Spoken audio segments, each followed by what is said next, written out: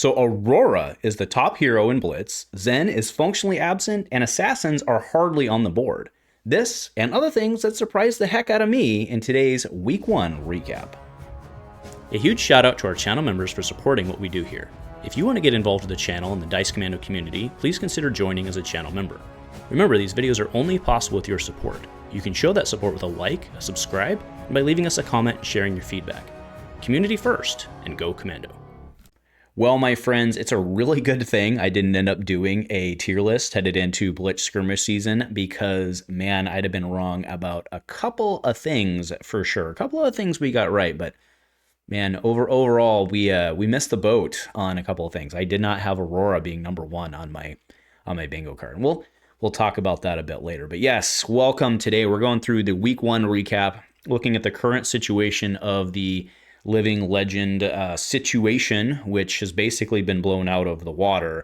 Just to take you into the Wayback Machine, headed into the season, I did projections, and it was pretty clear to me that nobody was going to be able to LL this season. And by not be able to, they technically would have been able to, but probably weren't going to. The two leaders, Zen and the two likely leaders, Zen and Blaze, would have both had to get around 23%, which was unlikely to happen. So it was pretty sure we were not going to LL anybody. That is almost certain now, and I will back that up with numbers. But first, let's go ahead and go through the Week 1 results for Blitz. Thank you to LSS, of course, for the awesome overlay and roll-up. I do want to note we are likely missing a few carryovers from the weekend still.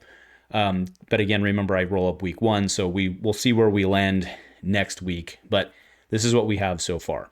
So Aurora with 15 wins at number 1. Verdant's right behind her with 14, followed by 1 again for Kayo at 13. Blaze is at 10, continues to surprise me at the underperforming on that one. However, you know, Terra's a thing, right? Lots of blues and so on. We then have Jeremiah at 8, one of my sleeper picks. Does not surprise me to see her higher. Levia at 6, Dadadalt at 5. Shout out to Anthony, DC team member, took it down with Dadadalt. So he's part of those 4 more points for Dadadalt.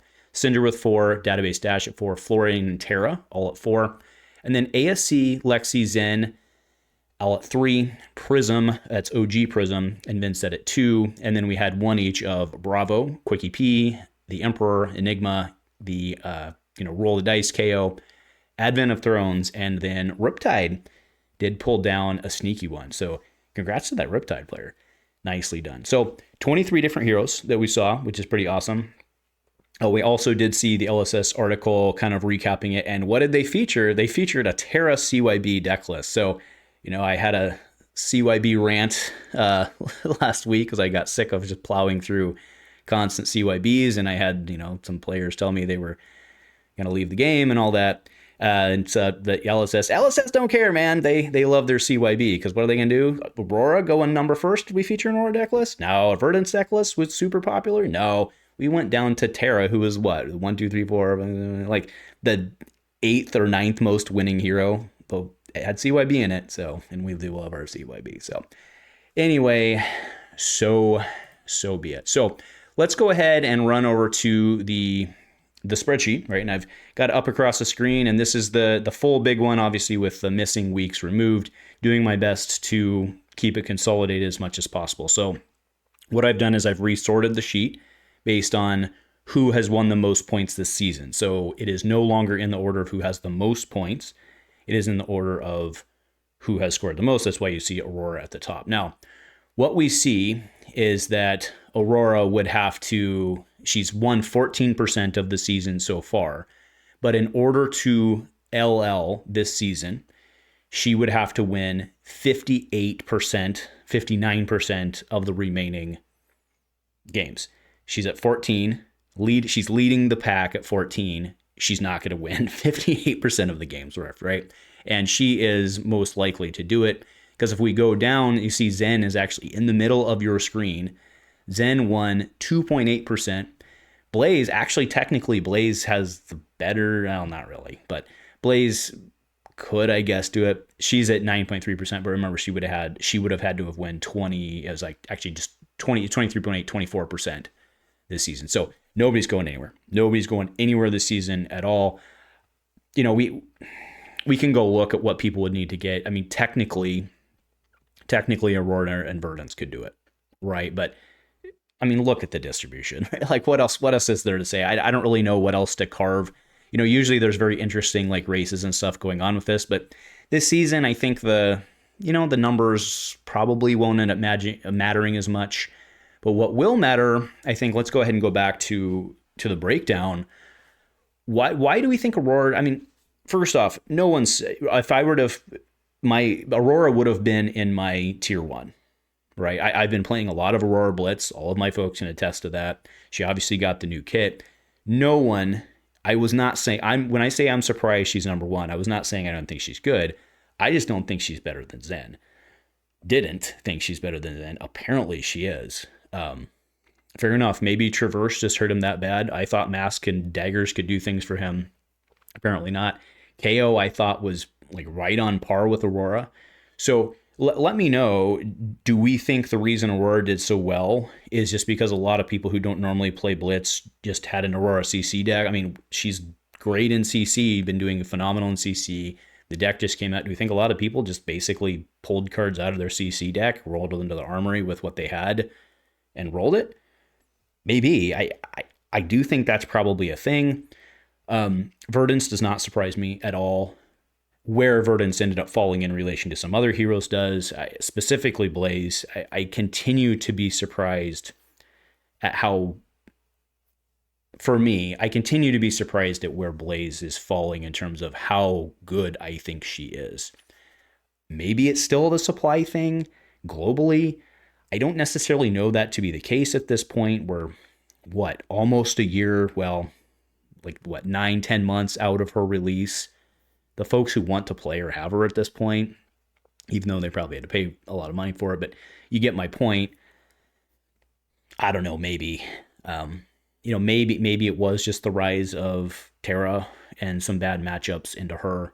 Another one that Dromai, I spoke to why I thought Dromai was going to do well in last week's cast or Friday's cast on Sleeper Heroes. So I think that one speaks for itself. I think there's also reason that we saw OG Prism, her winning 2 is not really abnormal from a season like this where you have like a pretty widespread, again, 23 heroes. So fair enough there. But I'm not surprised that Dromai did well. Levia is a little lower than I thought she would be. Syndra is probably about right. Syndra is very, very, very explosive, but she's so fragile. So that makes sense. And then the other one who I think is performing a little lower than I thought they would be is Florian. I think Florian's very, very, very good because they can kind of play both ways and play flexible. Now, I already talked about Zen and my surprise there. Maybe it's just that the people who were on Zen gravitated over to Aurora in CC and then stuck with what it is for Blitz. Maybe that's what happened. I don't know. Zen's so freaking good. But the absolute absence. So Nu pulling down Nu is like maybe a tier 2 hero, but her pulling down 0 across the globe is very surprising. The Assassin's not doing better. So Web of Deceit also got 0. I think Crackney's, or I guess Web of Deceit in that case. Web of Deceit I think is pretty good. Oh no, Crackney's ASC, sorry.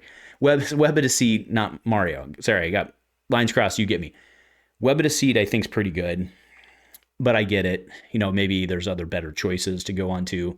That better choice being ASC. I don't know. So what I think is going to happen next week is your big 3 or 4 will probably stay roughly, they might move positions a bit, but they'll probably stay roughly the same. Kayo absolutely stays at the top. He's amazing. Verdance absolutely stays at the top.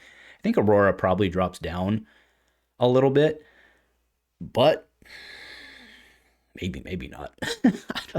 But I do think next week we're going to see a lot of shifting around. I don't, a lot of these heroes that won, 2Z, 1Z, 2Zs, that, more so like the 2, 3, 4s, I bet we see at least somebody out of there popping out. And shout out to Database Dash doing pretty good. Doing pretty good when I think, the mech better choice is Datadol. But go Database Dash, throwing Max Velos. That'd be a thing, kids. That'd be a thing. Boom grenades, all that. Gotta love it. Nice, simple deck to play. But then again, that's why Aurora's up top. Nice, simple, straightforward, smash you in the face, combo pop off. So, yeah, let me know what you think. Do you think things will change head into week 2? I mean, obviously something will change. Not everything will be the same, but by and large, I think we could see a very different meta next week. But I don't know if folks are going to adapt or not. So anyway, I'm very excited to see it, knowing that the whole season's basically a free-for-all because no one's leaving. So any week, the same decks can show up and adapt. And I bet you we don't have 2 Zens next week. I bet you it's more than that. That's my thought. Let me know and go Commando.